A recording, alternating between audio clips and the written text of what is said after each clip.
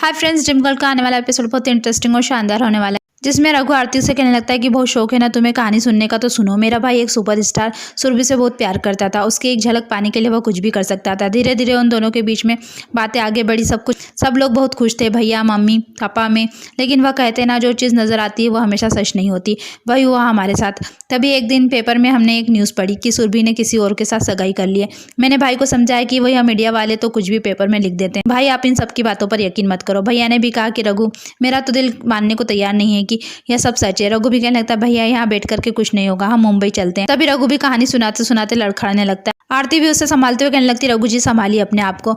लेकिन रघु उस गुस्से में कहने लगता है, हमारे लिए तो प्यार व्यार सब एक स्क्रिप्ट है ना, तुम्हें क्या पता किसी अपने के चले जाने का दर्द क्या होता है। वह तड़पता रहा, उसका इंतजार करता रहा। उसे तो समझ में नहीं आ रहा था कि किस पर विश्वास करूं, उस लड़की पर या उन तस्वीरों पर जो हर रोज अखबार में छप रही थी। हम मुंबई गए, उससे मिले, लेकिन मेरे भाई को क्या पता था कि उसकी जिंदगी बद से बदतर होने वाली है। सब कुछ खत्म हो जाएगा, वह भी तुम जैसी लड़कियों की वजह से। और बताने लगता है कि उसके बाद मेरा भाई मुंबई सुरभि के घर गया, मगर वॉचमैन ने उसे बाहर से ही निकाल दिया और सुरभि ने भी उसे देख करके अनदेखा कर दिया। और सुरभि ने उसकी रिपोर्ट पुलिस में डाल दी और पुलिस ने उसे बहुत टॉर्चर किया और कहा, तुझे क्या लगा कि तू एक सुपरस्टार को छेड़ेगा और तुझे कुछ नहीं होगा। और रघु ने भी वह सब कुछ देखा। रघु भी पुलिस से कहता है कि सर प्लीज़ मेरे भाई को छोड़ दीजिए, मेरे भाई ने कुछ नहीं किया। और आरती को रघु बताने लगता है कि कुछ नहीं किया था मेरे भाई ने, और जोर जोर से चिल्लाने लगता है और रोने लगता है। आरती भी रघु की हालत समझ रही होती है और कहने लगती है कि मैं आपका दर्द समझ सकती हूँ। तभी रघु उसके पास आकर के गुस्से में कहने लगता है, तुम समझ सकती हो, मेरा भाई जेल में सड़ता रहा, गिड़गिड़ाता रहा, लेकिन मैं कुछ नहीं कर सका और वह मर गया और मैं अपने भाई के लिए कुछ भी नहीं कर पाया। और रघु का भाई कृष्णा अब रघु के लिए एक चिट्ठी छोड़ करके गया, जिसमें लिख करके गया कि मैंने सुरभि से प्यार करके बहुत बड़ी गलती की। फिल्म इंडस्ट्री के लोग किसी के नहीं होते, ये लोग सिर्फ अपने आप से प्यार करते हो, किसी से नहीं। सुरभि ने मेरी जिंदगी खत्म कर दी है, अब कुछ भी नहीं बचा है मेरी जिंदगी में। मेरे अंदर इंसान हुआ करता था ना, उसे तो सुरभि ने मार करके खत्म कर डाला। अब जिंदगी में कुछ नहीं बचा। बहुत अच्छे बेटे हो रघु, अच्छे भाई हो। मेरे जाने के बाद माँ पापा का ध्यान रखना। ये चिट्ठी तुम तक पहुंचेगी ना, मैं बहुत दूर जा चुका हूँ और तुम्हें और माँ पापा को वह बेइज्जती भी नहीं झेलनी पड़ेगी जो मेरी वजह से तुम्हें झेलनी पड़ी। अपना ध्यान रखना भाई। और रघु आरती को बताने लगता है कि मेरा भाई मुझे छोड़ करके चला गया, यह सब तुम क्या समझोगी।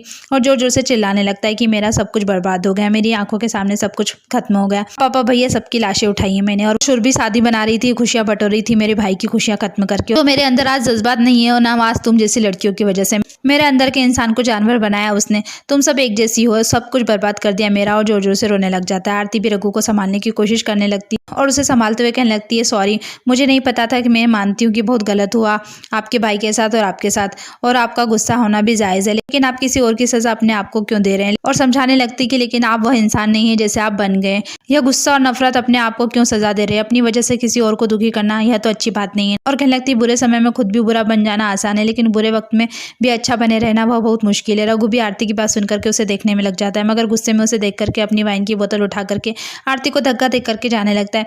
आरती भी सोचने लगती है, रघु जी ने तो बहुत ही ज़्यादा पी ली, ऐसे वह नहीं जा पाएंगे। और कहने लगती, क्या करूँ। सोचती कि मैं दिगंबर जी को फ़ोन करती हूँ और दिगंबर को फ़ोन करने चली जाती है। उधर ऋचा भी करण को सॉरी कहने लगती और कहने लगती, मेरी इंटेंशन भले ही सही थी करण, लेकिन मैंने तुमसे झूठ तो बोला ना। करण भी कहने लगता है, तुम मुझे सॉरी क्यों कह रही हो, इनफैक्ट मुझे तो तुम्हारा थैंक यू कहना चाहिए जो तुमने मेरे मानव जीजू की हेल्प की, और अगर आज तुम नहीं होती ना तो मुझे यह खुशी देखने को नहीं मिलती। और उसे चलने के लिए कहने लगता है। तभी ऋचा कहने लगती है, अभी टाइम क्या हुआ है। करण उसे बताने लगता है। तभी ऋचा कहने लगती है कि अब तक तो मेरे हॉस्टल का मेश बंद हो चुका होगा, तो मुझे बहुत भूख लगी है। आगे एक ढाबा है, क्या आप मुझे वहाँ तक छोड़ दोगे, वरना मैं भूखी मर जाऊंगी। करण कहने लगता है, अपनी ओवर एक्टिंग बंद करो, और उसे चलने के लिए कहने लगता है। उसके बाद उधर आरती आयशा को रघु की सारी कहानी बताती है। आयशा भी कहने लगती है, हाँ यह न्यूज़ तो मैंने पढ़ी थी, पर उसमें रघु का भाई इन्वॉल्व था, यह मुझे नहीं पता था। It's very shocking news. तभी आरती कहने लगती है, हाँ आयशा, आज मैंने रघु जी की आंखों में दर्द देखा तो मुझे एहसास हुआ कि हम उन्हें कितना गलत समझते थे। उसकी बात सुनकर के आयशा भी आरती को देखने लगती है। उधर दिगंबर काका भी रघु को संभालते उसके कमरे में ले जाते हैं, रघु को बेड पर सुला देते हैं। उधर आरती भी आयशा को बताने लगती कि मैं सच में भगवान से प्रेयर करूंगी रघु जी अपनी पिछली जिंदगी को भुला सके और अपनी नई जिंदगी शुरू कर सके। वो तो अच्छा हुआ दिगंबर जी रघु जी को यहाँ से सेफली ले गए। उस हाल में देख करके तो मुझे बहुत बुरा लग रहा था उन्हें, मैं तो बता भी नहीं सकती। तभी आयशा घूर करके आरती को देखने लगती है। आरती कहने लगती, मुझे इस तरह से क्यों देख रही हो आयशा। तभी आयशा कहने लगती, कुछ नहीं आरती दी, मैं तो बस ये सोच रही थी कि आपका रघु के लिए इतना कंसर्न कुछ ज़्यादा नहीं हो गया, कहीं ऐसा तो नहीं कि आपको रघु से। तभी आरती कहने लगती है, कैसी बातें कर रही हो आयशा, मैं तो सब ये कह रही थी बस एक इंसानियत के नाते, और जो मेरे मन में आया मैंने तुम्हें बता दी। जो तुमसे क्या हुआ वादा आया अच्छी तरह से याद, मैं जो भी कर रही हूँ ना सिर्फ तुम्हारे लिए, नवरंग के लिए। यह सब फालतू बातें अपने दिमाग में भी लाओ मत।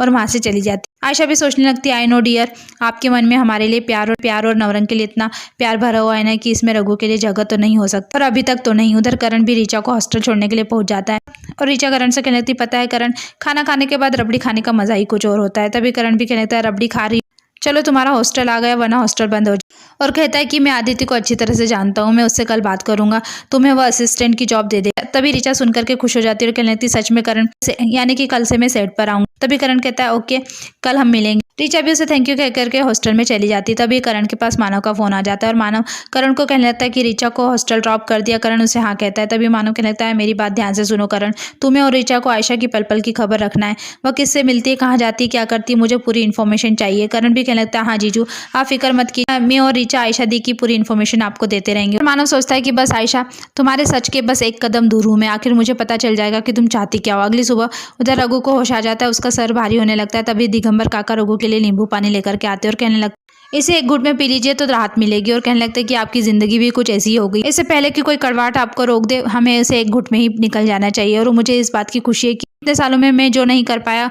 उस आयशा ने आपको एक ही बार में करवा दिया। तभी रघु कहने लगता है, यह सब ड्रिंक की वजह से हुआ, और नशे में मैं आयशा को सुर भी समझ बैठा, और जो राज मैंने इतने सालों तक अपने अंदर दबा करके रखा था, वह ऐसे बाहर आ जाएगा, वह भी आयशा सहरीन के सामने ही, मैंने नहीं सोचा था।